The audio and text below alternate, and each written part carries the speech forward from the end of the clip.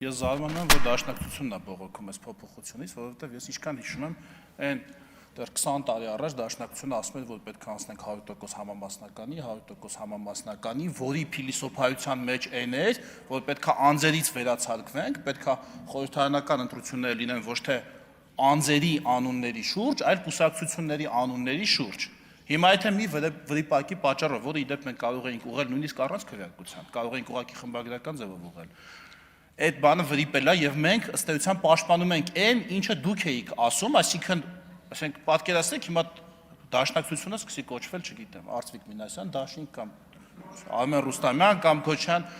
սա այդպես մենք հատուկ անցանք 100% համամասնականի, որ անձերից ընտրությունները, որ անձերից դառնան կուսակցությունների շուրջ, դառնան քաղաքական գաղափարների շուրջ, ոչ թե անձերի շուրջ։ Հիմա ասում եք, չէ, ինչի եք անձերի անունը արգելում օգտագործել Դաշինքի անվան մեջ։ Շատ լավ, հասկանալով թե դուք ինչ եք ակնարկում, էդ էլ ասեմ, անվան մեջ արգելվում է, բայց քվեաթերթիկի վրա չի արգելվում։ Ձեր քվեաթերթիկի վրա գրված է լինելու ձեր վարչապետի տեխնացուի անունը, մեր քվեաթերթիկի վրա գրված է լինելու վարչապետի մեր տեխնացուի անունը,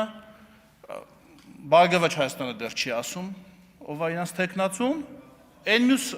ոնց է, ուժեղ Հայաստանին էլ թող գրի վարչապետի իր տեխնացուի անունը, Սամվել Կարապետյանն է, դա կտող կա, թող գրի ցուցակի առաջին համա Սամվել Կարապետյան։